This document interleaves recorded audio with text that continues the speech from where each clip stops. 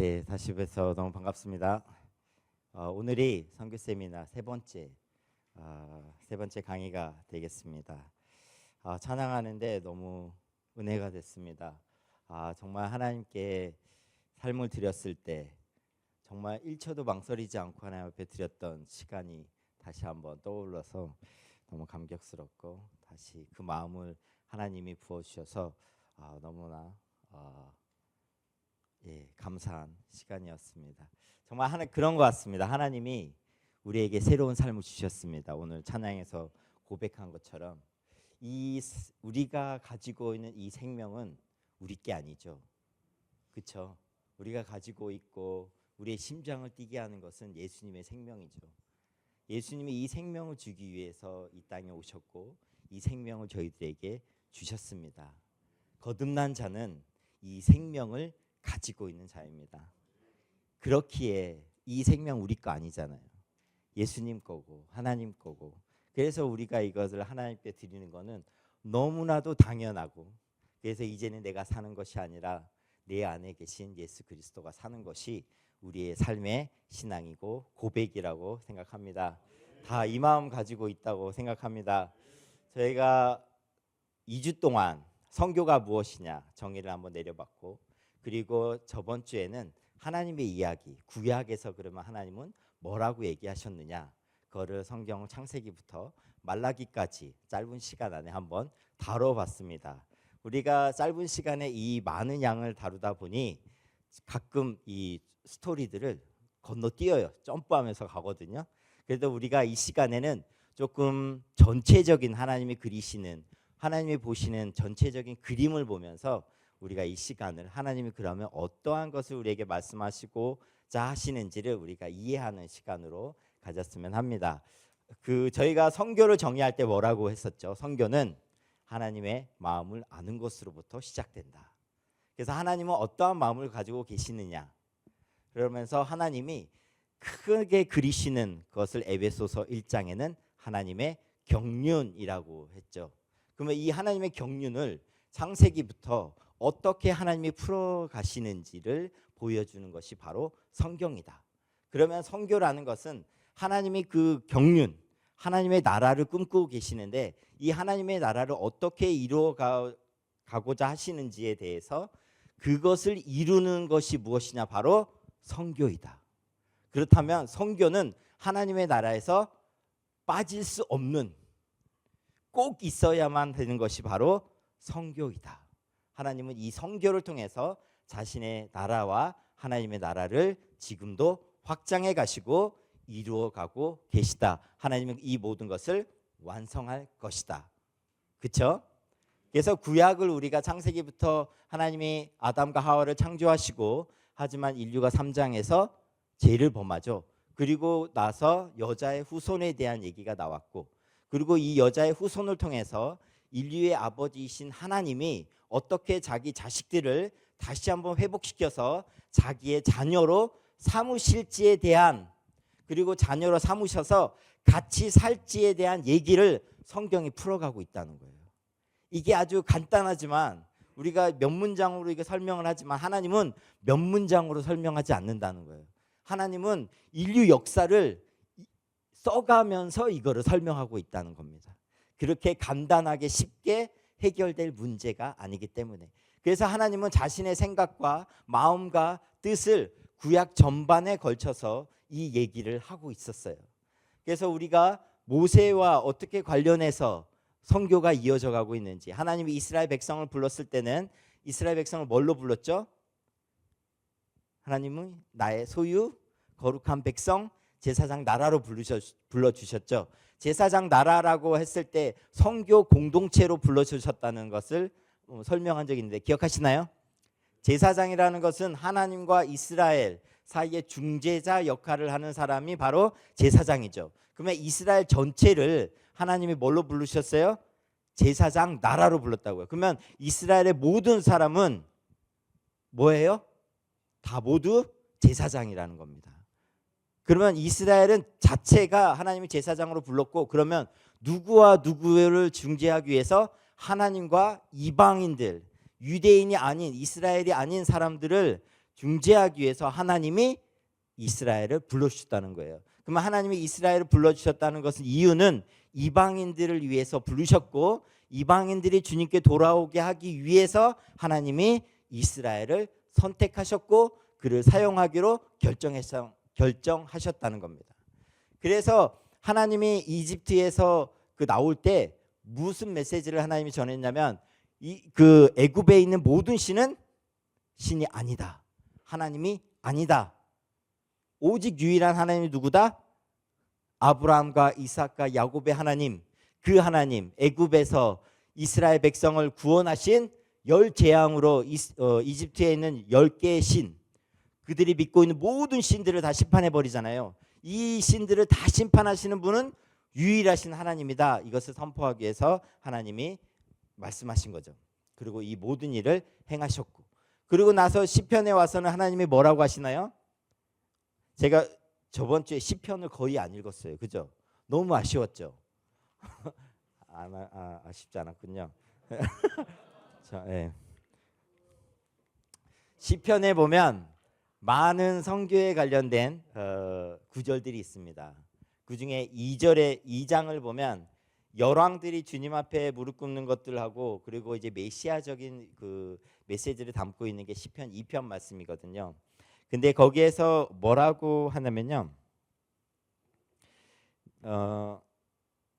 되게 유명하죠. 내가 여호와의 명령을 전하노라. 여호와께서 내게 이르시되 너는 내 아들이라. 오늘 내가 너를 낳았도다. 내게 구하라. 내가 이방 나라를 내 유업으로 주리니 내 소유가 땅 끝까지 이르리로다. 시편의 그 저자가 보고 있는 그림은요, 열방이 주님 앞에 나와서 예배하는 겁니다. 왜 찬양하죠? 우리가 찬양할 때 이사야서 우리가 잘 알고 있는 43장 말씀, 그죠? 신년마다 보라 내가 새 일을 행하리니 하면 그 말씀이 이사야 몇 장이죠? 이사야 43장에 있는 말씀입니다. 이사야 43장 말씀에는요, 하나님이 새 일을 행하겠다고 얘기하시거든요. 근데 뭐라고 얘기했냐면 이전 일은 기억하지 말라고 합니다. 왜냐? 이스라엘 사람들은 하나님의 구원이라고 생각했을 때는 애굽에서 자신들을 구원하는 것을 늘 생각하고 있었거든요. 그러면 하나님이 우리를 구원한다? 그러면 애굽에서 우리를 구원한 것을 늘 생각합니다. 그래서 보라 내가 새 일을 행하리니 그 말이 전에 너희가 예전에 하나님이 너희들의 애굽에서 구한 일들 모든 것들을 다 잊어버려라. 하나님이 너희를 어떻게 구원했는지, 너희들에게 어떻게 역사했는지 하나님은 오늘도 똑같이 그렇게 역사하지 않을 것이다. 그래서 하나님이 너희는 이전 일을, 옛적 일들을 다 생각지도 말고 잊어버려라 라고 얘기하는 겁니다. 저희는 자꾸 하나님을 우리가 경험한 하나님으로 가둬버리는 경향이 있습니다. 예전에 하나님이 이렇게 역사하셨다면 오늘도 그렇게 역사하실 거라고 예상하면서 우리가 하나님을 대하는 경향이 있어요. 신앙이 그렇게 굳어져 가버리거든요. 그래서 하나님이 43장에 그렇게 말씀하시는 거예요. 너희는 옛적 일들을 기억지 하지 말고 이전 일들을 생각지도 말라. 내가 새 일을 행하겠다. 사막에 길을 내버리겠다. 사막은요, 바람 한 번 불면요 길이 없어져 버리잖아요. 거기다가 내가 광야에 길을 낸다 그러나요? 맞나요? 예, 광야에 길을 내고 사막에 강을 내겠다고 하죠. 예, 죄송합니다. 뭐 똑같은 거니까요. 하나님이 그러면 아무도 생각하지 않았던 것, 하나님은 오늘 새롭게 일하신다는 거예요. 새롭게 일하시는데 이 일을 목격한 사람들이요, 하나님의 증인이라는 거예요. 그래서 이사야 40장부터는요 바벨론 포로에 있었던 사람들에게 이스라엘에게 하나님의 위로의 말씀을 전하면서 강조하는 메시지가 뭐냐면 너희들은, 이스라엘 너희들은 나의 증인이다. 내가 여호와라는 것의 증인이다. 살아계신 하나님, 이 세상에 있는 우상들, 신들은 다 신이 아니다. 오직 유일한 여호와가 있는데, 신이 있는데 그게 바로 나다. 이 모든 일의 증인이 누구다? 너희들이다 라고 하면서 그 증인됨을 계속해서 강조합니다. 너희들이 내 증인이다. 증인은 어떤 일을 하는 사람들인가요? 어떤 일을 목격한 사람들이에요. 그래서 그것을 얘기해 주는 사람들입니다. 저 사람이 나의 증인이야 하면 그 일이 사실이었다는 것을 얘기해 줘요. 그러면서 그 사람이 증인이 돼서 얘기해 주는 것에 의해서 이 사실이 객관적이 되고 진짜 사실이 되는 거예요. 우리 집에 금송아지 있어. 금송아지 있어요. 증인이 없어. 뻥이니까. 근데 하나님이 우리를 구원하셨어. 하나님이 우리 내 삶 가운데 역사하셨어. 나를 지금까지 어떻게 인도했는지 여러분 그것에 대한 다 증인이잖아요. 하나님이 이스라엘에게 행한 모든 일들이 있단 말이에요. 어떻게 애굽에서 구원을 했는지, 어떻게 바벨론에서 하나님이 그들을 인도하셨고 지키셨고, 애굽에 들어가서 그 70명, 80명도 안 되는 인원이 애굽에 들어가서 남자 인원 60만 명이 돼가지고 애굽을 나왔다. 이거는 말도 안 되는 이야기인데 거기에서 어떻게 애굽이 군대가 왔는데 홍해가 갈라져서 거기서 하나님이 다 애굽 군대를 수장시켜 버리고 이스라엘 사람들은 나오게 했다. 이거는 이 일의 증인이 바로 이스라엘이라는 거예요. 우리의 삶 가운데 그 일을 행하시고 이루신 것에 대한 것이 우리가 그 일의 증인이라고 하는 겁니다. 그래서 하나님은 이 모든 일에 너희가 증인이다. 그러면서 뭐라고 하냐면 이 백성은 내가 나를 위하여 지었나니 나를 찬송하게 하려 함이라. 여기서 찬송이라는 거는요, 하나님께 속한 영광, 그리고 하나님이 역사하셨던 그 일들, 이거를 선포하는 것이 찬양이라고 하는 겁니다. 그래서 우리가 찬양을 할 때 뭘 하죠? 보통 우리의 신앙을 고백하기도 하지만 하나님이 우리를 위해서 행하신 일들을 증거하고 선포하고 그것을 높여드리고 그것을 알리는 것이 바로 찬양입니다. 그래서 시편 기자들은요, 이 일을 가지고 찬양을 만들어내고 그것을 알리는 거예요. 그래서 시편 67편에 보면 이런 말들이 있습니다. 아마 들으시면 시편에 이런 말씀이 있었구나. 어떻게 얘기하냐면요, 하나님은 우리에게 은혜를 베푸사 복을 주시고 그의 얼굴빛을 우리에게 비추사 주의 도를 땅 위에 주의 구원을 모든 나라에게 알리소서. 하나님이여, 민족들이 주를 찬송하게 하시며 모든 민족들이 주를 찬송하게 하소서. 온 백성은 기쁘고 즐겁게 노래할지니 주는 민족들을 공평히 심판하시며 땅 위의 나라들을 다스릴 것임이니이다. 하나님이여, 민족들이 주를 찬송하게 하시며 모든 민족으로 주를 찬송하게 하소서. 땅이 그의 소산을 내어 주었으니 하나님 곧 우리 하나님이 우리에게 복을 주시리로다. 하나님이 우리에게 복을 주시리니 땅의 모든 끝이 하나님을 경외하리로다. 이게 시편 기자가 하나님께 드리고 싶었고 하나님이 듣고자 했던 말씀입니다.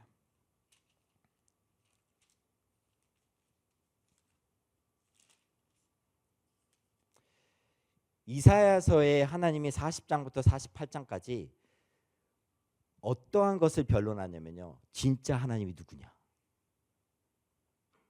진짜 하나님이 누구냐, 그 하나님이 딱 하나 있다. 그게 바로 나다. 그래서요, 뭐라고 하냐면 나랑 변론하자. 너희들이 믿고 있는 하나님이 진짜라면 변론 한번 해보자. 진짜 한번 상대해보자. 미래에 관한 일들에 대해서 예언을 해보라고 해봐라. 하면 진짜 하나님이다. 그 일이 진짜 성사되면 진짜 하나님이다. 해보라 해라. 아무도 못하죠. 왜냐? 사람들은 자기가 만든 하나님을 섬기고 있고 이스라엘은 자신들을 만든 하나님을 섬기고 있기 때문에. 그래서 40장부터 48장까지 하나님이 예언을 합니다. 그게 누구예요? 바로 고레스가 나올 것이라고 예언을 해요. 근데 그게 이루어지죠. 그러면서 뭐라고 하냐면 45장 20절에는 열방 중에서 피난한 자들아 너희는 모여 오라, 함께 가까이 나아오라. 나무 우상을 가지고 다니며 구원하지 못하는 신에게 기도하는 자들은 무지한 자들이니라. 너희는 알리며 진술하고 또 함께 의논하여 보라. 이 일을 옛부터 듣게 한 자가 누구냐? 이전부터 그것을 알게 한 자가 누구냐? 나 여호와가 아니냐? 나 외에 다른 신이 없나니 나는 공의를 행하며 구원을 베푸는 하나님이라. 나 외에 다른 이가 없느니라. 땅의 모든 끝이여 내게로 돌이켜 구원을 받으라. 뭐라고 하죠? 땅의 모든 끝이여 내게로 돌이켜 구원을 받으라. 나는 하나님이라 다른 이가 없느니라. 하나님이 여기에서 어떤 것을 밝히시나요? 오직 이스라엘의 구원만을 하나님이 원하시나요?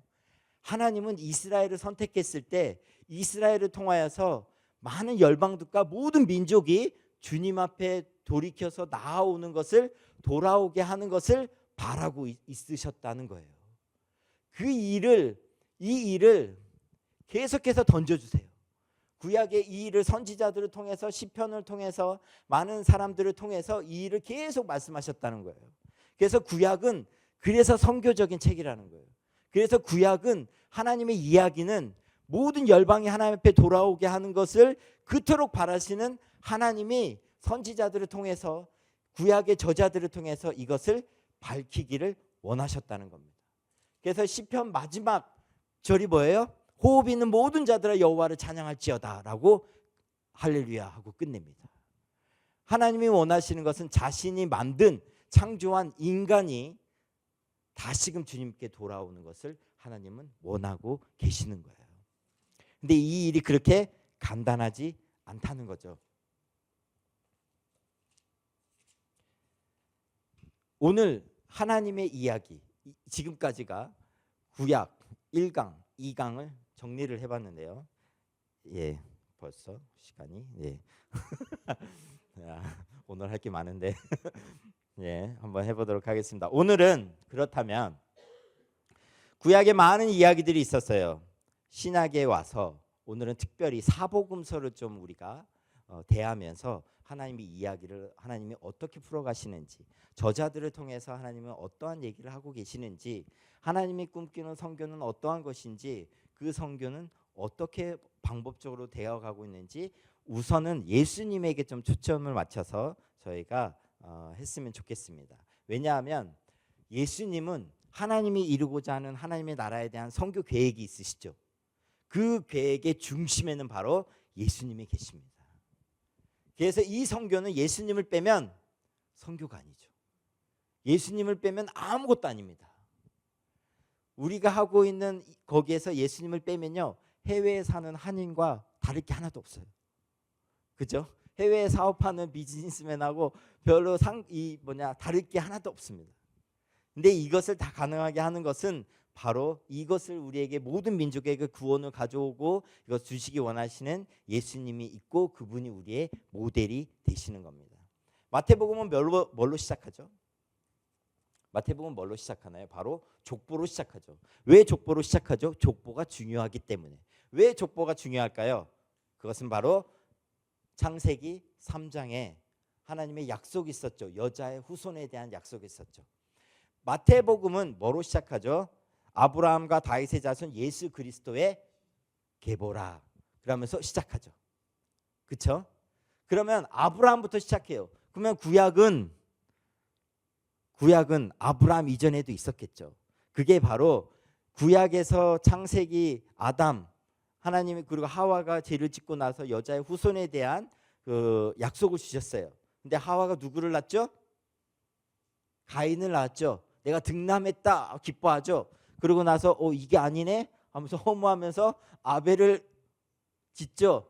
근데 아벨이 또 보니까 가인한테 죽임을 당해요.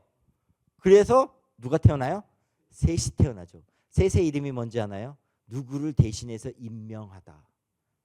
그러면 하나님은 셋을 통해서 여자의 후손의 계보를 세워나갑니다. 그렇죠? 가인도 아니고 아벨도 아니고. 그래서 창세기 5장에는 그 족보가 누구를 통해 흘러가요? 하나님, 아담, 셋을 통해서 그 계보가 이어져 가는 겁니다. 그래서 그 족보에는 누가 있어요? 노아가 나오죠. 노아 이후에 하나님이 또 누구를 택하시죠? 셈을 택하시죠. 여호와가 셈의 장막에 거하겠다라고 하면서 하나님이 약속을 하십니다. 그래서 그 셈의 계보에는 또 누가 나와요? 10번째 계보에는 바로 아브라함이 나오죠. 그래서 이제 아브라함을 통해서 하나님이 자신의 여자의 후손에 대한 약속을 이어가는 것이 바로 마태복음입니다. 그래서 마태복음은 중요해요. 왜? 마태복음의 이 족보에는 누가 있기 때문에? 하나님의 약속이 있기 때문에, 하나님의 약속하신 그 여자의 후손이 있기 때문에. 근데 이 족보가 그냥 족보가 아닌 거죠. 왜냐하면 이 족보 안에는 여인들이 나오는데 여인들의 이 이름이 대부분이 마리아 빼고 전부 다 이방 여인이라는 거예요. 이 족보에, 예수님의 족보에, 혈통이 아주 중요하다고 생각하는 이 족보에 이방인들도 함께 들어와 있다는 것에 대해서, 그리고 이 여자의 후손이 누구를 통해서 계대가 되고 왔는지에 대해서 저희들에게 설명해 주는 아주 중요한 계보입니다.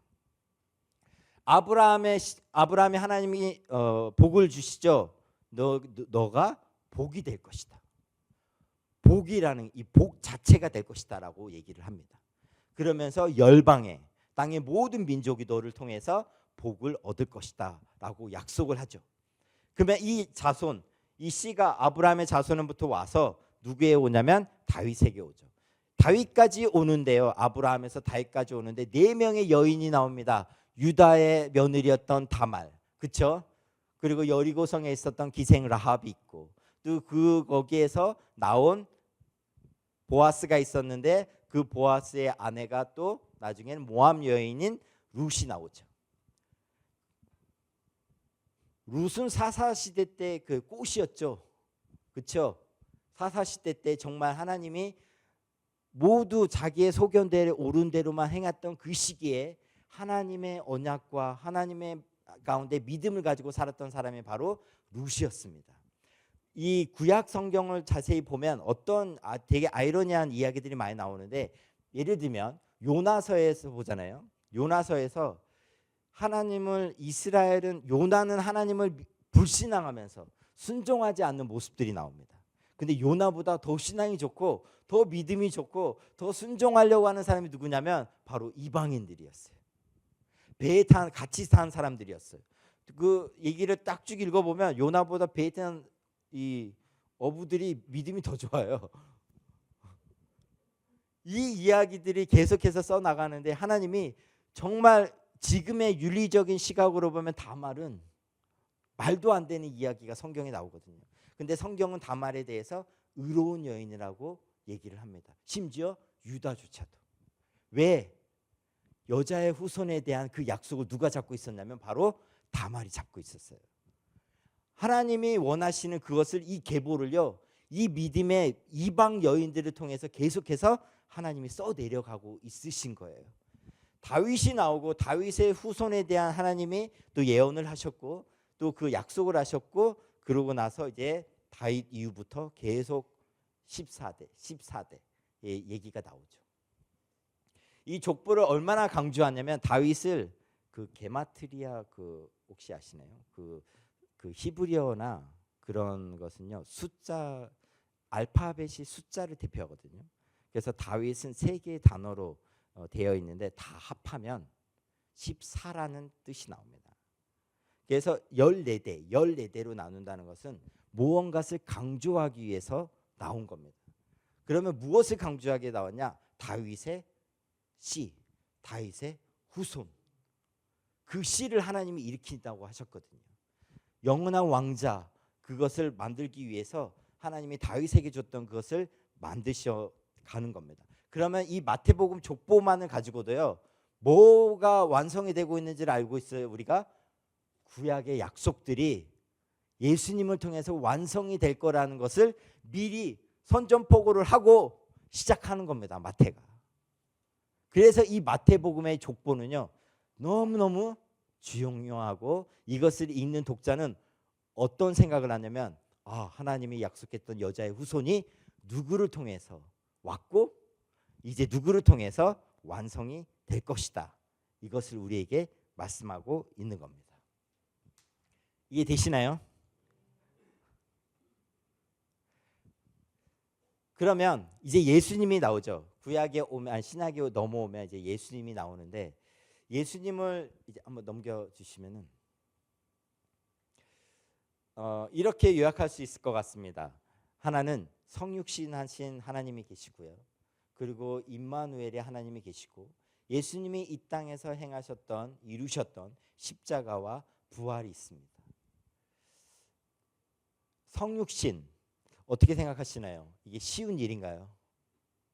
빌립보서 2장에는 예수님의 성육신에 대해서 바울이 어떻게 표현하죠? 혹시 암기하고 계시는 분 있나요? 이렇게 설명을 합니다. 그는 근본 하나님의 본체시나 하나님과 동등됨을 취할 것으로 여기지 아니하시고 오히려 자기를 비워 종의 형체를 가지사 사람들과 같이 되셨고, 하나님이 사람이 됐다는 것은요, 자기가 가지고 있던 모든 영광과 하나님과 동등됨을 취하지 아니하시고 이것을 오히려 비워 종의 형체가 되셨다는, 우리가 개를 아무리 좋아해도 우리가 개가 안 돼요. 그죠? 되고 싶어 하지 않아요. 돼지를 아무리 좋아해도 돼지랑 같이 우리에 살지 않아요. 제주도에 가면 똥돼지 있는 거 아시죠? 똥돼지하고 같이 거기서 살고 싶으세요? 하나님이 인간이 된다는 건요, 죄인인 인간과 같이 된다는 거는요, 똥돼지와 같이 되는 거예요. 그런데도 하나님은 성육신을 한다는 거예요. 인간의 형태로 하나님이 태어나시. 왜? 인간은 죄인이기 때문에. 그러면 하나님이, 거룩하신 하나님이, 죄가 없고 흠이 없는 하나님이 죄가 있는 인간이 된다는 것 자체가요, 하나님의 엄청 큰 헌신입니다. 하나님의 오면서 제가 구약부터 신약을 쭉 묵상하면서요, 하나님 왜 이 일들을 감당하시고 왜 이 일들을 이루시나요? 딱 한 가지, 사랑하니까. 그래서 하나님은 성육신 하신 거예요. 왜? 성육신을 해야만 자신을 떠나고 자신을 거부하고 자신을 내친 자녀를 다시 집으로 받아들일 수 있으니까, 나의 자녀로 삼을 수 있으니까, 그들과 함께 거할 수 있으니까. 그게 하나님의 나라잖아요. 하나님의 나라에 이 사람들이 다시 들어와야 되니까 이것을 하나님이 그토록 바라셔서 성육신이 되는 거예요. 말씀이 육신이 되매 우리 가운데 거하심에, 셈의 장막 가운데 하나님이 거하신다면서요. 하나님이 성막을 쳐서 이스라엘과 함께 한다는 것을 보여주셨잖아요. 근데 여기서 거하시다라는 것은, 우리 가운데 거하시다라는 것은 헬라어로 장막을 치다라는 뜻이에요. 하나님이 그러면요, 이 모든 것들을 다 배경으로 가지고 예수님이 이 땅 가운데 우리와 함께 거하시겠다고 약속하시는 것이 성육신입니다. 그러면 이것을 통해서 하나님은 무엇을 원하시냐면요, 바로 우리와 함께 하시는 것을 원하시는데, 그게 바로 성경 전체에서 하나님이 그리고 있는 그림, 단어 하나로 선택하라 그러면요, 저는 임마누엘일 것 같아요. 에덴 동산에도 하나님은 임마누엘하고 계셨어요. 하지만 그 임마누엘을 죄로 인해서 무너져 버렸어요. 깨트려졌죠. 그래서 하나님은 이 임마누엘을 다시 회복시키시기 위해서 인간이 되셨고 십자가에서 죽으셨고 부활하셨고, 그래서 이 생명을 우리에게 다시 주셨고, 그래야만 하나님이 우리와 함께 할 수 있으니까. 종국에는 계시록에 나타나는 것처럼 하나님이 우리와 함께 하시는 것을 하나님이 꿈꾸시고 계시는 거예요. 예수님이 안식일에도 일하고 안식일에도 사람을 고치고 하니까 사람들이 예수님한테 오죠. 왜 안식일에 쉬지 않고 왜 율법을 어기냐. 예수님이 아주 유명한 말 하죠. 내 아버지가 지금도 일하시는데 내가 어떻게 쉬겠냐. 하나님이 언제 안식하셨죠? 창조를 완성하시고 나서 안식하셨습니다. 그럼 하나님은 지금 어떤 것이 완성이 돼야 안식할 수 있을까요? 우리의 구원이 완성이 되면 안식하십니다. 그때까지는 하나님이 일하신다는 거예요. 물론 하나님의 시간에서는 모든 것이 완성이 됐지만 지금 우리의 시간으로 볼 때는 아직 완성이 되지 않은 이 시간을 하나님께서 지금도 계속해서 일하고 계신다는 거예요. 이만큼 하나님이 원하신다는 거예요. 이것의 정말 하이라이트는 우리의 죄를 담당하시고 십자가에 죽으셨다는 거예요. 그 십자가에는요, 사실 예수님만 죽으시지 않으셨죠.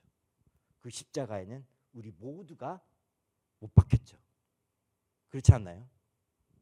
우리 모두와 예수님과 함께 못 박혔잖아요. 그래서 예수님과 함께 부활했잖아요. 예수님과 못 박히지 않은 사람은 예수님과 함께 부활도 하지 않은 사람입니다. 죽어야만 부활할 수 있고, 우리는 예수님의 생명을 가지려면 예수님과 함께 십자가에 못 박혀 죽어야 됩니다. 근데 이 모든 것을 예수님이 직접 감당해 주셨고, 우리는 그저 그것을 은혜로 받아들이면서 지금 그 은혜를 누리고 있는 거죠. 보냄받은 예수님, 하나님은 오셨죠. 이 땅에 오셨어요. 성육신 하셨고 우리와 함께 하시기를 원하셨고, 그래서 이 십자가를 담당하셨고 우리의 모든 죄를 위하여 죽으셨고 그리고 부활하셨습니다.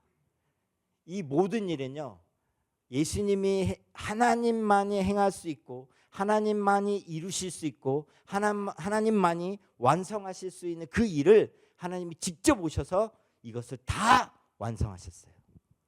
구원이라는 것 자체만을 봤을 때는요, 우리가 할 수 있는 일이 아무것도 없다. 구원은 하나님이 완성하시는 거다. 그렇죠? 하나님 편에서 그것을 다 이루셨고 그저 우리에게 하나님이 주셨다는 거예요. 하나님이 보냄 받아서 이 땅에 오신 것이 바로 예수님입니다. 그래서 우리가 본받아야 되는 선교에 보냄 받을 우리는 그 모델이 바로 예수님이신 거죠. 그러면 예수님이 이 땅에 오셔서 어떠한 일을 하셨느냐? 그렇죠? 네 가지. 교회의 3대 표지가 뭐죠? 선포하고 가르치고, 그렇죠? 치유하고. 그리고 예수님은 또 뭘 했어요? 아포스텔로 파송하셨죠. 그래서 예수님은 이 땅에서 선포하셨고 하나님 나라에 대해서 선포하셨고 그리고 치유하셨고 그리고 가르치셨죠. 그거를 마태복음은 그것을 요약을 하죠. 예수님이 어떻게 하셨는지에 대해서.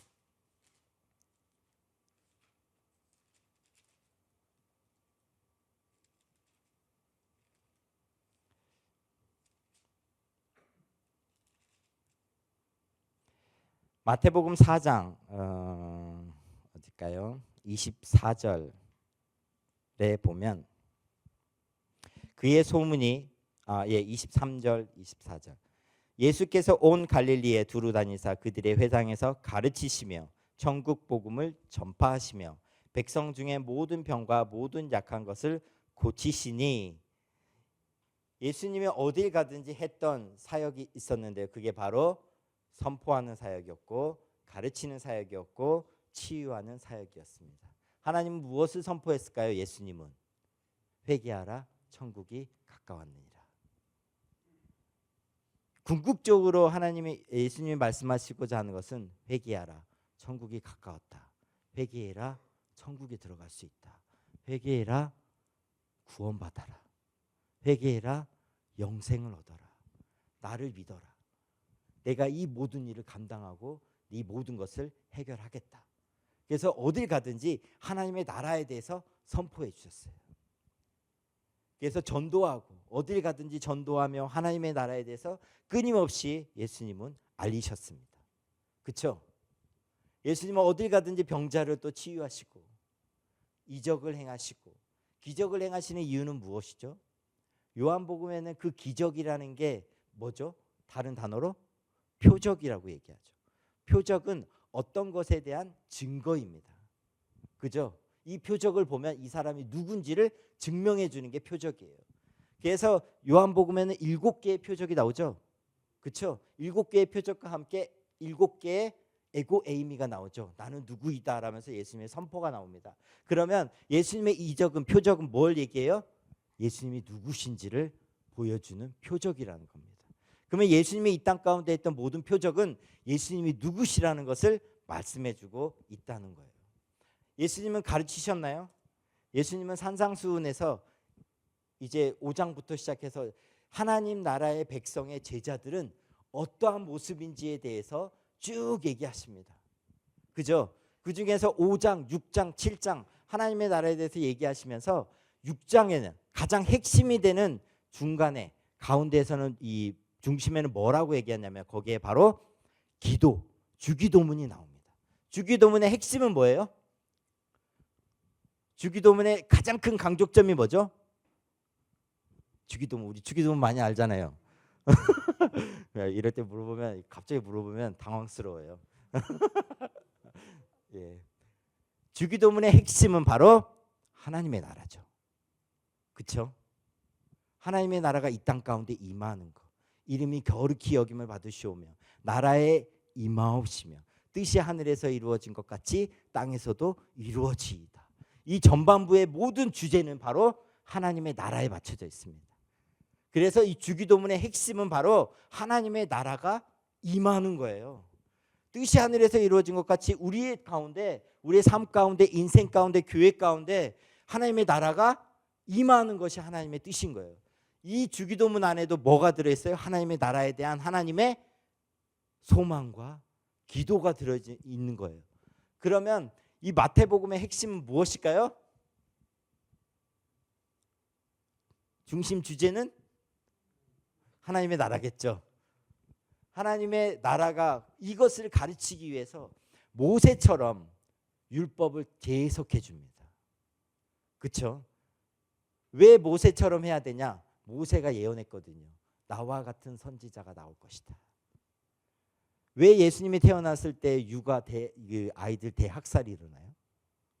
모세 때 그랬으니까. 예수님은 모세와 같은 이 과정에 거쳐서 모세가 했던 사역들을 또 다 해냅니다. 그러면서 이 모세는 했던 걸 다 하고 가르치시고 하나님의 나라에 대해서 하나님의 율법을 다시 한번 재해석해내시고 하나님의 나라의 율법은 이렇다라고 다시 한번 얘기해 주는 겁니다. 부활하시고 나서 제자들에게 어떤 것을 가르쳐 주죠? 하나님의 나라에 대해서. 하나님의 나라는 이렇다. 이것을 계속해서 예수님은 풀어주십니다. 그리고 제자들을 훈련시키시고 생애에 있으면서 제자들을 계속해서 보내죠. 12제자를 보내고 70인들을 보내서 전도하게 하고 그 중에서 하나님이 정말 역사하시는 것도 보게 하고 기적과 이사들이 또 나타나고 그래서 계속해서 파송합니다. 근데 마지막에 이 세상을 떠날 때 제자들을 다시 한번 파송을 하죠. 파송하면서 예수님이 했던 건 뭐예요? 자신이 이루었던 이 복음을 제자들이 어떻게 해야 돼요? 확장시켜야 돼요. 이것을 감당해야 되고 이제는 제자들을 통해서 온 민족에게 복음이 들어가고 하나님의 나라가 임하는 것을 하나님이 원하시죠. 이것을 누구를 통해서 하나님이 담당하실 거죠? 바로 제자들을 통해서 감당하신다는 겁니다. 그러면 예수님이 요약하면 이 세상에 와서 예수님이 했던 사역은 하나님의 나라를 선포하는 것이고 치유하는 사역이었고 그리고 가르치는 사역이었고 제자를 파송하는 사역이 예수님의 사역이었습니다. 그러면 선교는 이래야 될까요? 이래야 됩니다. 제가 요즘에 책을 하나 읽었는데 거기에 이런 표현이 있더라고요. 아주 짧지만 만일 선교사가 외국에서 말씀을 가르치지 아니하면 말씀을 전파하지 아니하면 선교사가 아니다. 모든 선교는 복음과 관련되어 있다. 이 복음을 전파하지 않는 것은 복음의 핵심이 없는 선교는 선교가 아니다. 예수님이 어디 가나 제가 오늘 오면서 요즘에 어떤 선교에 대해서 많이 얘기하냐면요. 생육하고 번성하라. 문화 명령을 선교 명령으로 생각을 하고 환경 문제도 이제는 선교다. 사회 문제도 선교다. 얘기를 많이 합니다. 근데 제가 오늘 오면서 예수님이 정말 했던 선교는 사회 문제를 다루었나? 환경 문제를 다루었나? 사복음서를 찾아봐도 예수님이 환경 문제를 다룬 적은 없는 것 같아요. 그죠? 너희들은 분리수거를 해라. 얘기하지 않으시잖아요. 뭐 정치 얘기하나요? 나누라고 하죠. 오히려 가이사의 것은 가이사에게 주고 하나님 것은 하나님께 드리고 이런 문제에 대해서 예수님은 정말 깊이 다뤘고 예수님이 초점을 가졌던 것은 예수님은 한 사람에 대한 영생이었어요. 한 사람이 하나님의 나라에 들어오는 것이었어요. 모두 사람에게 포커스가 맞춰져 있었고 그것을 이루어지기 위해서 예수님은 일을 하셨다는 거예요. 이것이 지금 현 시대의 선교사들이라든지 선교를 하고 있다면 예수님의 사역이 그것을 이어가는 게 저희들의 선교 사역이 되어야 되지 않나라고 저희들이 볼 수 있을 것 같습니다. 사복음서에는 이방인들에게 확장되는 복음에 대해서 얘기를 해줍니다. 그렇죠. 예수님의 생애를 나누면서 저자들이 로마 백부장의 믿음에 대해서 예수님을 칭찬하기도 하고 가나안 여인의 믿음에 대해서도 예수님이 칭찬하기도 하죠. 그리고 비유, 천국 비유에 대해서 많은 얘기들을 합니다. 포도 농부의 비유, 그리고 포도원의 그 품삯을 가지고 또 얘기하는 혼인 잔치의 비유, 열처녀 비유, 다 모두 천국에 대한 비유죠. 사실 마태가 왜 천국이라는 말을 썼어요? 하나님의 나라에 대해서 말을 해야 되는데 마태는 유대적인 히브리적인 배경을 가지고 있어서 하나님이라는 말을 쓸 수가 없었어요. 그래서 하늘이라는 말을 썼어요. 그래서 우리나라 언어에는 천국으로 번역한 겁니다. 그러면 마태가 정말 얘기하고 싶었던 것은 하나님의 나라에 대해서 얘기하고 싶었어요. 그래서 이 비유를 마태는 계속해서 풀어가고 있습니다. 문화가 이제는 유대인들이 딱 쳤던 경계가 있었습니다. 그건 바로 유대인이었어요. 북이스라엘의 사마리아인들은 그래서 혼혈이야. 이제 순수 혈통이 아니야. 거기서는 이제는 혼합이 돼서 거기는 이제 믹스가 됐기 때문에 순수 혈통이 아니다. 그래서 더럽게 봤죠. 하지만 이런 경계의 모든 것들을 허물었던 분이 바로 예수님이셨죠. 그래서 이제부터는 복음이 확장이 됩니다. 그 사복음서 중에서 마태복음, 누가복음, 요한복음 이쪽에서 로마 백부장에 대한 믿음이 나오죠. 얘기 다 아시죠? 길게 얘기하지 않겠습니다. 그 종이 아파서 예수님한테 오죠. 그때 백부장이 뭐라고 얘기해요? 말씀만 하십시오. 충분합니다. 그래서 그걸 보고 뭐라고 얘기해요, 예수님이? 네. 아주 요나라든지 구약에서 봤던 아주 비슷한 맥락에서 갑니다. 신랄하게 예수님은 바리새인들을 비판합니다. 대제사장들을 비판해요. 그 당시에 바리새인들은요, 사실 우리가 예수님이 비판해서 우리가 되게 나쁜 이미지가 있지만 그 당시의 사람들은 바리새인들을 아주 존경했습니다. 존경받는 인물들이었어요. 근데 예수님이 와서 다 비판을 하고 책망을 하죠. 근데 로마 백부장은 칭찬을 받아요. 믿음이 큰 거에 대해서. 가나안 여인도 딸이 귀신이 들려서 예수님에게 오죠. 나는 이스라엘에 잃어버린 자들에게 왔다. 그래서 바울이 똑같이 이 선교 전략을 짤 때 뭐라고 하냐면요. 바울은 먼저는 유대인들에게, 그 다음에 유대인이 아닌 자들에게. 이게 예수님이 처음 와서 이스라엘에 잃어버린 자에게 내가 왔다라고 하면서 우선순위를 다뤘습니다. 그리고 나서 제자들을 통해서 이게 확장이 되는데, 그러면 예수님이 이스라엘에게만 왔느냐? 그렇지 않다는 거예요. 마태, 마가, 누가, 요한은 계속해서 이방인들의 믿음과 이방인들의 구원을 다루고 있어요. 그러면서 복음이 단지 이스라엘에게만 속해 있는 게 아니라 온 민족에게 나아가야 된다는 것에 대해서 강조하고 있는 거죠. 가나안 여인을 예수님이 뭐라고 해요? 개로 표현하죠. 돌려서 얘기했지만 사실 그 얘기예요. 나는 개에게 주지 않는다. 근데 가나안 여인이 더 겸손해서 주인이 떨어지는 그 개가 부스러기를 먹는다고 얘기를 하죠. 그래서 예수님이 그에게 그 믿음을 보고 아이가 나았다고 이제 선포를 하시죠.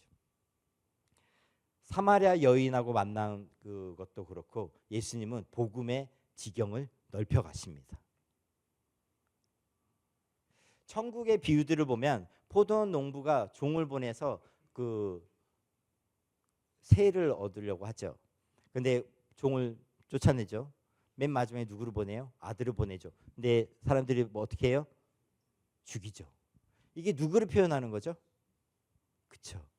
유대인들이 어떻게 선지자들을 핍박했는지, 그리고 어떻게 자기 아들인 예수님을 어떻게 죽일 건지에 대해서 이 비유로 말씀하시는 거예요. 그럼 여기서 포도 농부의 비유를 보면 사실 예수님이 비판하셨던 것은 바로 유대인들이었어요. 그래서 이제는 유대인이 아니라 더 확장이 돼서 다른 이방인들과 모든 사람에게 복음이 확장이 될 것들에 대해서 얘기를 합니다. 혼인잔치 비유에서도 똑같은 이 표현들과 말들이 나와요. 그래서 혼인잔치의 천국잔치에 혼인잔치의 비유에서 핵심 그것은 바로 유대인이 그 당시에는 청함을 먼저 초대장을 보내고 당일날 되면 그 사람을 다시 초대합니다. 근데 청함 받은 사람들이 안 오죠. 처음으로 청함 받은 사람은 누구예요? 복음에 바로 유대인들이었어요. 거부하니 이 복음이 누구에게 가요? 이방인들에게 가죠. 그래서 바울이 로마서에 얘기를 하는 겁니다. 이스라엘의 복음을 받아들이지 않아서 이 복음이 이방인들에게 갔다. 이방인들이 많은 수가 충만하게 채워지면 하나님이 다시 이스라엘을 회복시키겠다. 이 경륜을 하나님의 경륜을 바울이 보고 이 얘기를 또 하죠. 그래서 사실 이 천국 비유에서는 하나님이 유대인뿐만 아니라 이 복음이 어디까지 확장이 된다? 이방인들에게 확장이 된다는 것을 얘기하고 있는 겁니다. 여기까지 이해되시나요? 오늘 힘드시죠? 지금 좀 이제 가장 언제 끝나지 할 시간인데 너무 마음을 잘 알죠. 어제 들켰어요.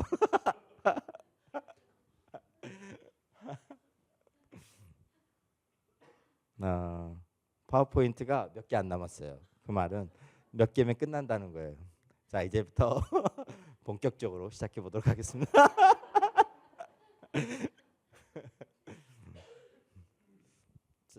예. 자, 힘을 내시고 좀 해볼까요? 다시. 지금부터는 어떤 걸 할 거냐면요. 마태, 마가, 누가, 요한복음 4개를 조금 한 페이지로 계속해서 요약해 가면서 우리가 다 다룰 수는 없지만 그 중에서 핵심이 되는 것만 몇 개만 다루고 넘어가려고 그리고 이제 끝내려고 하는데요. 먼저 마태복음에 대해서 한번 봤으면 좋겠습니다. 마태복음은 족보로 시작하죠. 그리고 나서 주제가 처음과 끝이 같아요. 뭘까요? 예, 임마누엘이죠. 띄워놨죠, 제가. 하나님의 주제였죠. 임마누엘. 이 일을 이루기 위해서 예수님이 오셨잖아요. 죄가 없어져야, 그렇죠? 하나님과 우리 안에 장벽이 있었는데 그게 바로 죄의 문제였잖아요. 이게 해결이 돼야 하나님이 우리와 함께 하실 수 있다는 거였죠. 이것을 시청각적으로 하나님이 보여주셨어요. 바로 성막에서. 성막에 들어오려면 뭘 해야 돼요? 피의 제사를 드려야 돼요. 그렇죠? 죄 때문에 피의 제사를 드려야만 나와 함께 할 수 있다. 이것을 시청각적으로 보여줬고 예표로 보여줬고 예수님이 오셨고 이것을 완성하셨습니다. 에덴 동산에서 하나님은 함께 하셨죠. 너무 좋으셨죠. 성막에서도 하나님은 함께 하셨죠. 왜 성막이었나요? 그냥 이 건물이 아니라 하나님이 원하셨던 것은 건물은요 그냥 거기에 고정되어 있습니다. 근데 왜 성막을 하나님이 택하셨냐면 광야 생활 동안에서 백성들이 일어나면 하나님도 함께 일어나고 백성이 가면 하나님도 함께 가시고 백성이 멈추면 하나님도 함께 멈추시고 이것은요 성막을 통해서요 하나님은 이스라엘 백성 자신의 백성과 함께 늘 함께 하고 싶었다는 거예요.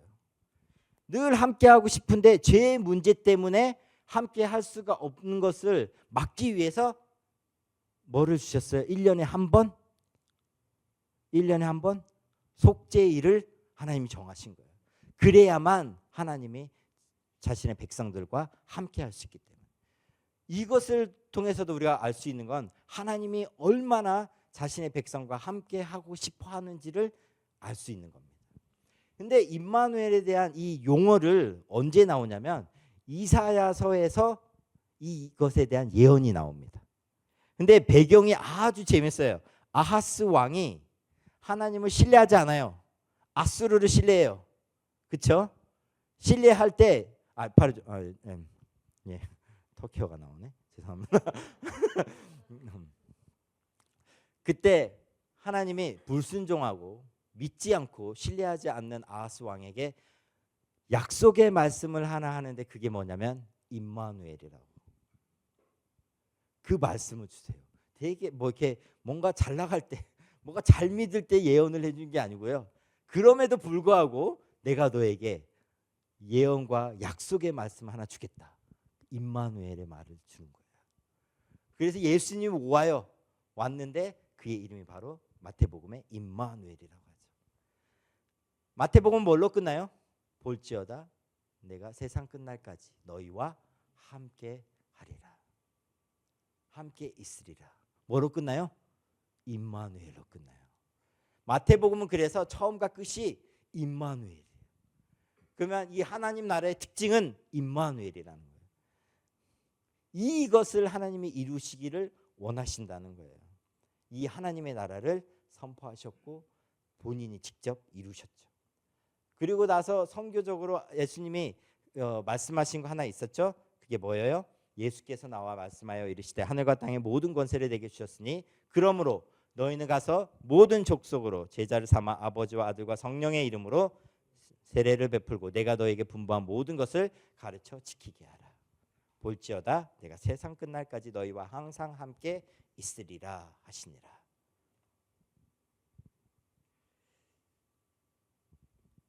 하나님이 이 땅에 오셨고요. 그리고 다시 올라가셨어요. 그때 뭐라고 하냐면 하늘과 땅의 모든 권세를 내게 주셨으니. 이제는 이 모든 권세가 누구에게 있어요? 예수님에게 있어요.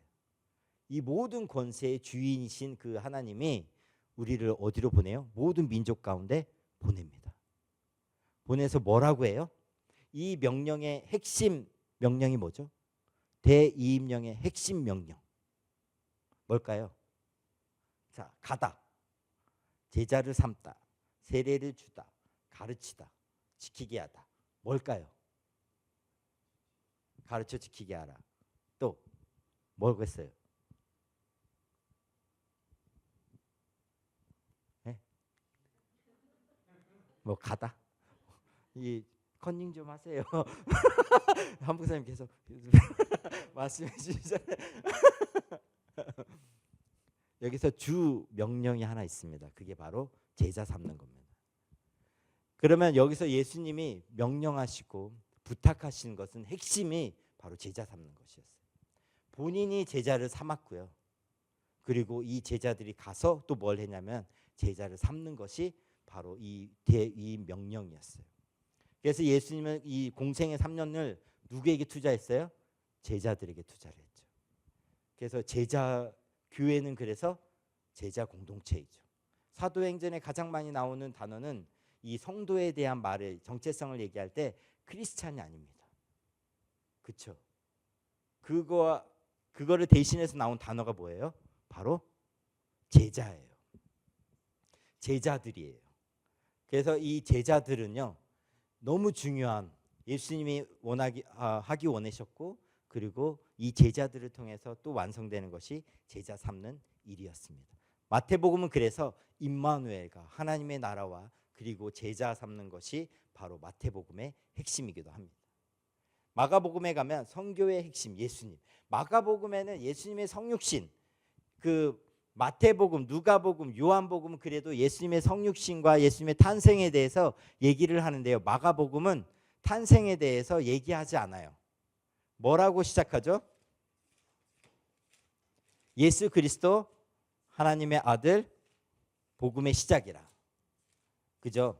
제가 잘 읽었나요? 하나님의 아들 반대로 읽었네요.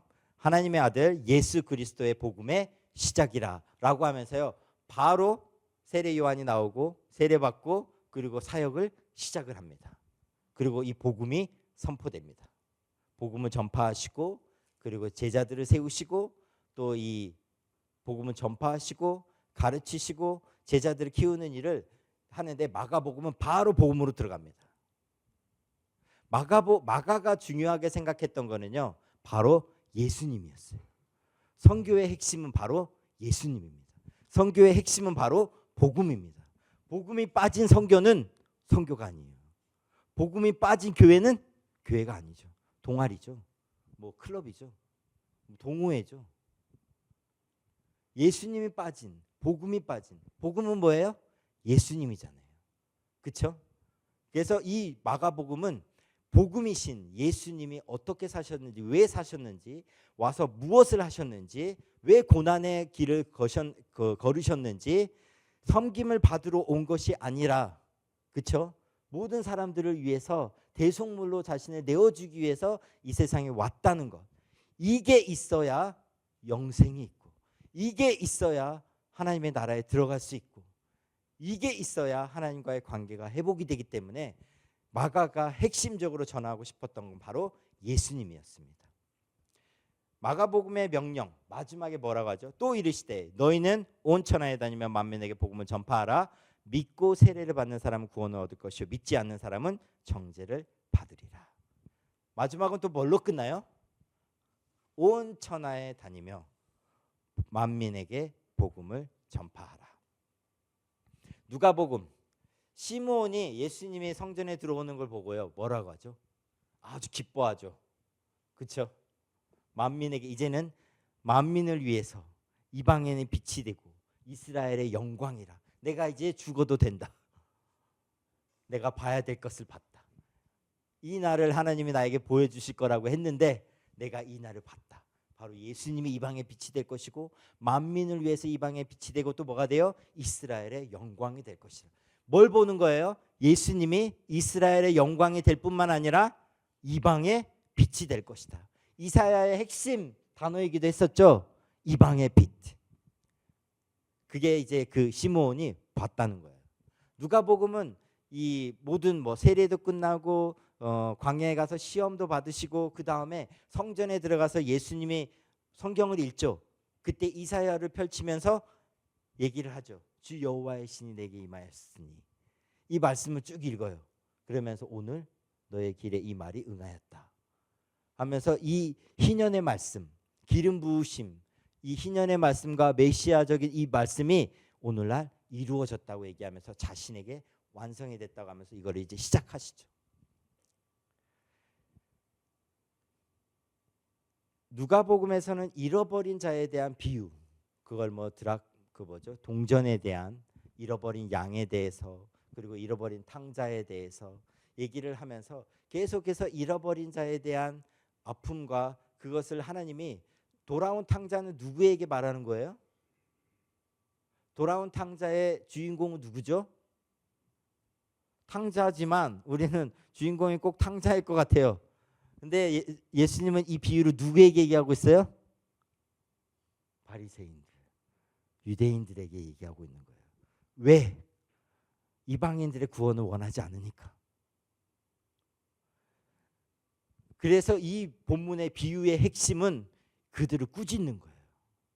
우리는 돌아온 탕자의 이게 초점이 맞아서 우리가 돌아온 탕자로 있죠. 하나님의 마음을 그렇게 또 받아들이니까. 하지만 이 비유의 핵심은 탕자가 아니었어요. 그의 첫째 아들의 태도였죠. 첫째 아들의 태도가 유대인들의 태도였고 대제사장과 바리새인들의 태도였다는 것에 대해서 말씀해 주시는 것이 잃어버린 탕자라는 거예요. 그러면 하나님이 이 비유, 잃어버린 자들 비유, 하나님이 이 사람들을 찾기 위해서 이 땅에 왔다는 것을 하나님 계속해서 비유를 통해 예수님이 말씀하시는 겁니다. 누가복음도 제자들을 파송하는 것을 잊어버리지 않아요. 마지막은 또 뭘로 끝나요? 그리스도가 고난을 받고 제3일에 죽은 자 가운데서 살아날 것과 그의 이름으로 제사함을 받게 하는 회개가 예루살렘에서 시작하여 모든 족속에게 전파될 것이 기록되었으니 너희는 이 모든 일의 증인이라. 제가 증인에 대해서 설명을 해드렸죠. 그래서 이 모든 일에 너희가 증인이라 라고 얘기를 합니다. 마지막으로 요한복음에 대해서 이제 하고 마치도록 하겠습니다. 괜찮으신가요? 이해되시나요? 네, 이 방대한 양이지만 저희가 이 짧은 시간 동안 좀 이해하기 때문에 제가 오늘 말을 좀 빨리 하죠. 예, 죄송합니다. 자, 마지막 요한복음. 요한복음에서 요한복음은 하나님이 어떻게 인간이 되셨는지, 그리고 인간이 되었는데 사람들이 그 하나님이지만 인간이 되신 그 예수님을 어떻게 배척했는지에 대해서 1장에 얘기하고 시작합니다. 그렇죠? 그래서 그 성육신에 대해서 얘기를 하시고 그 다음에 요한복음에 우리가 너무나도 암송을 많이 하고 있는 하나님이 세상을 이처럼 사랑하사 독생자 예수 그리스도를 주셨으니 이는 저를 믿는 자마다 멸망치 않고 영생을 얻게 하려 함이라. 여기에서 하나님이 세상을 이처럼 사랑하사, 참 이게 성경의 요약이기도 하고 되게 선교적인 말인 거 아세요? 하나님이 세상을 이처럼 사랑하사. 우리는 이렇게 읽어요. 하나님이 나를 이처럼 사랑하사. 근데 성경은 하나님이 세상을 이처럼 사랑하사. 근데 우리가 너무 나에 맞춰져 있어요. 복음이. 성경은 세상에 맞춰져 있어요. 하나님의 나라에 맞춰져 있어요. 근데 우리는 나에 맞춰져 있어서 하나님과의 나만 되게 중요해요. 이거면 다 돼. 다른 사람 괜찮아. 나만 괜찮으면 돼. 나만 구원받으면 되고 내가 제일 힘들고. 근데 하나님은 한 사람을 통해서 전체를 보시고 전체 속에서 그 한 사람을 주목하시고. 참 너무 위대한 말이지 않나요? 하나님이 이 일을 감당하고 있다는 거예요. 우리 한 사람을 보면서 전체를 보고 하나님의 나라를 보고 계시는데 우리는 나를 통해서 하나님의 나를 보지 않고 나만 봐요. 이건 정말 어린아이의 믿음이죠. 근데 우리가 하나님을 알고 하나님을 이해하면 할수록 성경이 이 구약 이 창세기부터 계시록까지 하나님이 뭘 얘기하고자 하는지 어떤 걸 이루고자 하는지 이런 거 다 무시하고 그냥 하나님이 나를 구원해 주셨어. 감사합니다. 은혜가 너무 큽니다. 여기에서 탁 멈춰버리면 갓 태어난 어린아이라는 애기죠. 애기. 신앙에 있어서. 우리가 조금 장성하면 부모님의 뜻을 알기 시작합니다. 그렇죠? 우리가 거기까지 나아가야 되지 않겠어요? 그래도 하나님이 우리 그래 이제 좀 아는구나. 같이 한번 가볼래. 이렇게 얘기해주면 얼마나 좋겠어요. 저희는 모두가 거기까지 나아가야 된다고 생각해요. 하나님이 정말 이 세상을 이처럼 사랑하사 어떤 한 사람도 멸망하지 않고 그 사람도 구원을 얻게 하고 영생을 얻게 하고 풍성한 삶을 얻게 하려고 하는 것이 하나님의 의도라는 거예요. 우리가 요한복음 3장 16절은 너무나도 많이 암송을 하지만 정작 17절은 잘 모릅니다. 그죠? 17절은 뭐를 얘기하죠? 17절도 이번 기회에 좀 같이 읽어봤으면 좋겠어요. 요한복음 3장 17절. 그래서 17절에도 우리가 감동받고 마음이 뛰었으면 좋겠어요. 17절. 하나님이 그 아들을 세상에 보내신 것은 세상을 심판하려 하심이 아니요 그로 말미암아 세상이 구원을 받게 하려 하심이라. 하나님이 뭘 원하시는지, 그렇죠?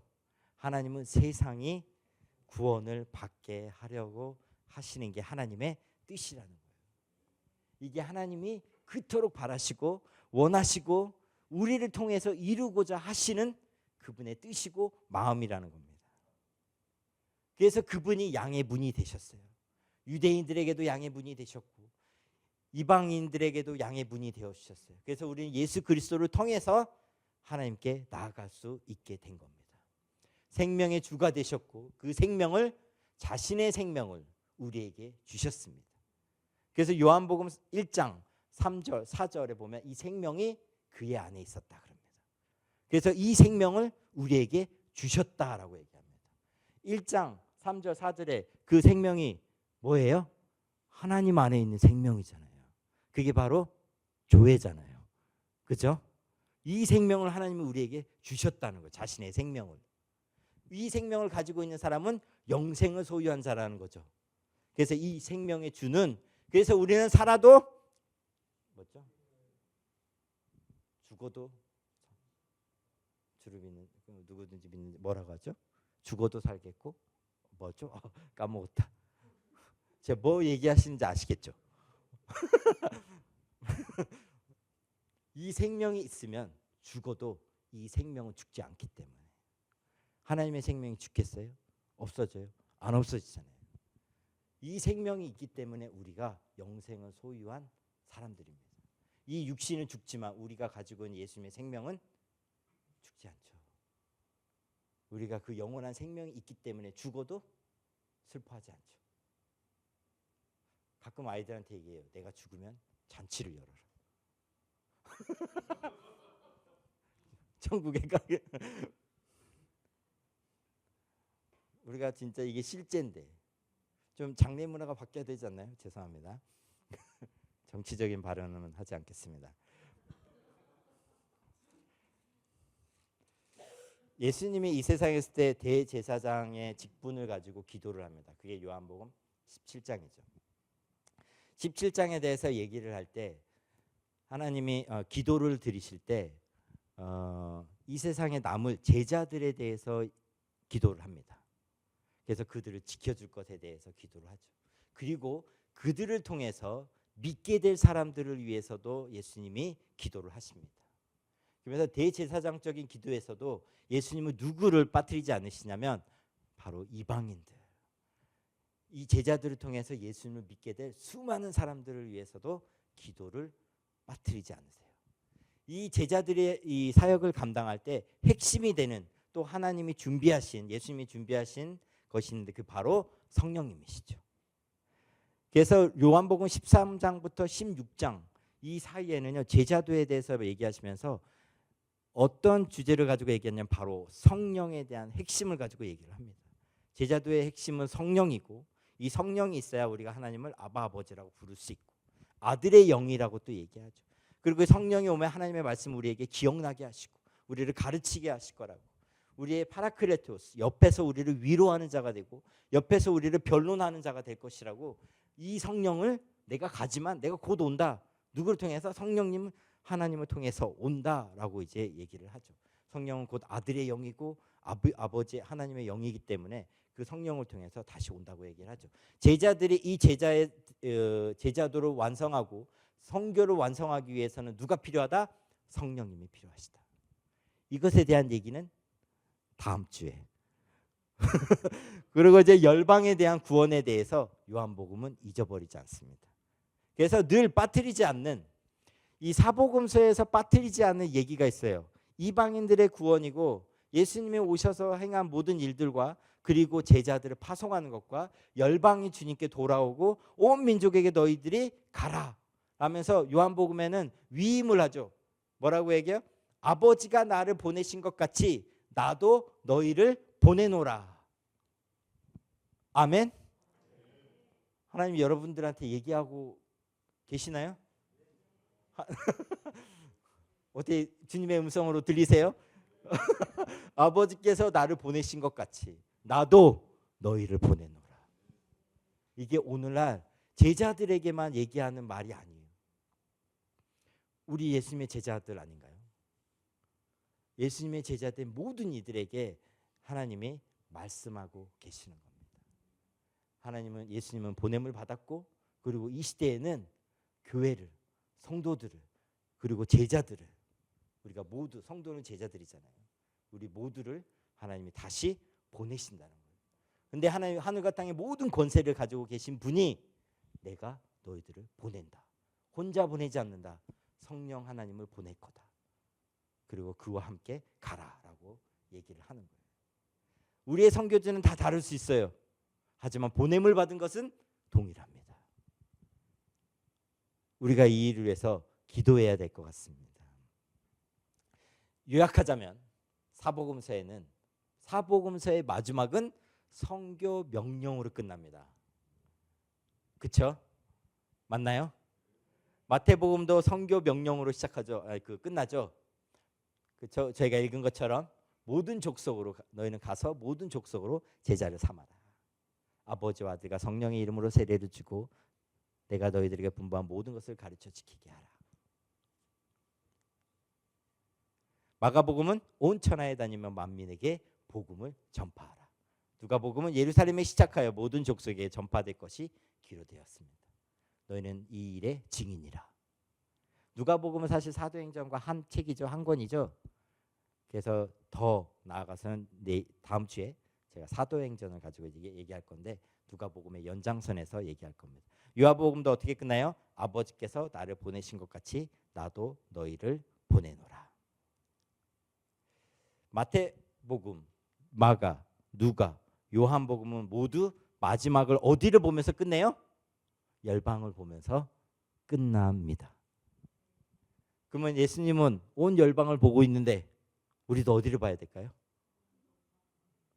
그렇죠? 나만 보면 안 되겠죠? 이제는 우리가 하나님의 시선을 가졌으면 좋겠어요. 정말 위대한 일 아닌가요? 한 사람의 인생을 위대하게 하는 거는요. 위대한 자의 꿈을 같이 꾸는 거예요. 그러면 우리의 삶이 위대해집니다. 정말 이 아무것도 아니고 그런 자도 하나님의 꿈을 꾸면 그러면 우리가 하나님의 손에 들리면 위대해지고 값어치가 높아지는 겁니다. 미국 경매 사이트에 이렇게 나오는 거 보면 엘비스 프레스 뭐라고 하죠? 그 가수 이름 있잖아요. 그런 사람들의 옷이 경매로 나와요. 얼마에 팔리는지 아세요? 그 사람이 입었다는 것 하나만으로. 아주 유명한 사람의 사인 한 장, 입었던 옷 하나, 모든 게 경매로 놓으면 엄청난 값에 팔립니다. 그 사람이 입었던 거 하나만으로. 여러분, 우리의 삶이 하나님의 손에 들려져 있고 하나님이 우리를 사용하기 시작하고 우리를 어디에 있어야 될지 하나님이 정하시고 우리의 삶이 어떻겠어요?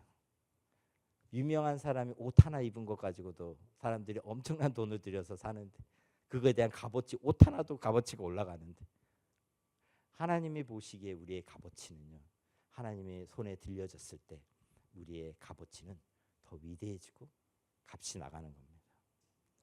우리가 그런 삶을 살았으면 좋겠어요. 그러면 정말 우리도 예수님이 원하시는 그 삶 살 수 있습니다. 자, 전체를 한번 요약해 보도록 하겠습니다. 마지막, 예수님의 선교 방법에 대해서 얘기를 하자면 예수님은 뭐를 하셨죠? 케릭소, 선포를 하셨죠. 디다스코, 가르치셨죠. 세라피오, 치유하셨죠. 아포스텔로, 파송하셨죠. 이 네 가지 사역을 하셨어요. 말씀을 선포하시고 가르쳤어요. 그래서 모든 선교의 기본이 되는 것은 이 복음이에요. 복음이 선포되어져야 되고 복음이 가르쳐져야 되고 하나님의 나라가 가르쳐져야 되고 하나님의 나라의 성도는 어떻게 살아야 된다. 이 하나님의 나라의 법은 이렇다. 하나님의 나라의 법은 이 세상의 법을 뛰어넘죠. 그렇지 않나요? 하나님의 법인데 인간의 법을 뛰어넘는 건 당연하죠. 하나님의 법, 하나님의 나라는 사람은 어떻게 살아야 되는지, 존재는 어떤 건지, 이 모든 것을 가르치는 것이 바로 선교의 시작이죠. 우리 모두가 제자잖아요. 제자 훈련 다 받으셨잖아요. 그렇죠? 안 받은 사람은 받으셔요. 받으면 뭐예요? 제자로 살아야죠. 그죠? 우리가 제자로 살고 그러면 이 제자가 어떻게 되는지, 어떠한 삶인지, 하나님의 나라를 위해서 제자는 무엇을, 어떤 삶을 살아가는 사람들이 제자인지, 그래서 예수님의 사역을 위임받아서 살아가는 사람들, 그래서 우리도 예수님과 같이 선포하고 가르치고 치유하고 이것을 나누는 사람들이 바로 우리라는 겁니다. 예수님은 치유하셨고 육체적으로 영적으로 다 치유를 하셨어요. 기적은 그분의 메시지를 또 확증시켜줬고 누구인지를 확증하게 했죠. 이 시대에도 동일한 일들이 일어날까요? 이 시대에도 기적이 일어나나요? 이 시대에도 치유가 일어나나요? 일어나죠. 이 복음이 들어가는 초기에 기적이 많이 일어납니다. 그렇죠? 하지만 이거에 치우치다 보면 신앙이 무너져 버려요. 그래서 하나님이 정말 이 밸런스를 잘 맞추세요. 그래서 이것은 지금도 일어나고 있습니다. 이것을 보아야죠. 그렇죠? 하나님은 계속해서 개인적인 관계를 맺어가면서 전도하고 계셨었어요. 예수님은 니고데모에게 가셨고 사마리아 여인에게 가셨고 이 여인도 사람들을 방문하시고 계속해서 개인적인 관계를 맺으시고 대외적으로 선포하고 가르치지만 1대1로도 계속해서 사람들과 관계를 맺으시면서 전도하시고 그들의 영적인 성장과 영생을 얻기 위해서 믿음을 위해서 계속해서 예수님은 다가가셨습니다. 마지막으로 예수님은 제자들을 훈련시키셨고 또 그들을 파송했습니다. 그들을 준비시키셨고 또 그들에게 예수님이 하신 일, 예수님은 소수의 사람을 정예화시켰고 제자화시켰어요. 그리고 이 사람들을 통해서 이 복음이 뻗어나가기를, 땅끝까지 뻗어나가기를 원하셨던 거예요. 이것에 대한 열매가 저희들입니다. 왜 복음이 예루살렘에만 머물러 있지 않았어요? 하나님 원하지 않으셨으니까. 하나님은 이 한국에 있는 우리까지도 복음을 듣고 믿고 구원받게 하기를 원하셨어요. 그래서 예루살렘에만 복음이 머물러 있지 않고 유대, 사마리아 그리고 중동을 넘어서 유럽, 인도 그리고 한국까지 오게 된 겁니다. 근데 우리가 여기서 멈춰야 되겠어요? 멈추면 안 되죠. 우리가 이것에 대한 열매로 구원을 얻었는데 그러면 여기서부터는 다시 우리가 띄워줘야 되는 겁니다. 우리가 다시 나아가야 되고 근데 이것에 대해서 바톤 터치와 이것을 가지고 하나님의 어떠한 마음으로 이 세상에 오셨는지 어떤 것을 이루시기를 원하시는지 이 마음을 알아야 우리도 그 일에 동참하고 이 일을 계속해서 이어나가는 사람들이 되어가는 거죠. 신앙은 결코 이 기독교 역사는요. 어떤 사람의 수고 없이 어떤 사람의 헌신 없이 이게 되지 않았어요. 우리가 지금 여기에서 예수님을 믿고 있다는 것은요. 누군가의 헌신과 누군가가 자신을 희생하고 일을 했기 때문에 지금 우리가 여기 있는 겁니다.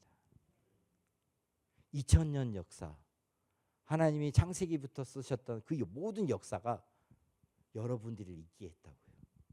저를 여기에 있게 했고 제가 어떻게 여기서 세미나를 하겠어요. 그렇죠? 거의 한 15년, 16년, 17년 전에 저기 계신 한 목사님이 저를 앉혀놓고 열심히 가르쳤겠죠. 그러니까 제가 여기 있잖아요. 누군가가 헌신해 주지 않고 누군가가 희생해 주지 않으면 우리는 될 수가 없고 다른 사람도 우리 뒤에 올 세대도 될 수가 없습니다. 하나님이 우리를 사용하신다면 우리가 그런 사람이 되어야 됩니다. 그래서 우리가 하나님의 이 이야기를 신약에서 끝나지 않고 복음서에서 끝나지 않고 우리 제자들을 통하여서 복음이 뻗어나간 것처럼 여기에서 다시금 복음이 뻗어나갔으면 좋겠습니다. 우리가 그 일에 동참했으면 좋겠고 그 현장에 우리가 있다면 얼마나 좋겠어요. 우리가 그 일의 증인이 됩시다. 저희가 신학을 이제 했는데 다음 주에는 바울을 다룰 겁니다. 사도행전을 다루면서 제자들의 시대에는 성령 하나님과 교회가 어떻게 움직이면서 선교를 해 나가는지 그 모습을 저희들이 좀 같이 보면 좋겠어요. 그래서 다음 주에 올 때는 사도행전을 조금 생각하면서 읽어보세요. 이런 관점에서 하나님이 어떻게 이 선교를 복음서에서 끝나지 않고 어떻게 이것을 이어가시고 어떻게 확장시키고 어떻게 완성해 가시는지를 한번 그런 관점에서 사도행전을 읽어보시고 다음 주에 만나면 더 좋을 것 같습니다.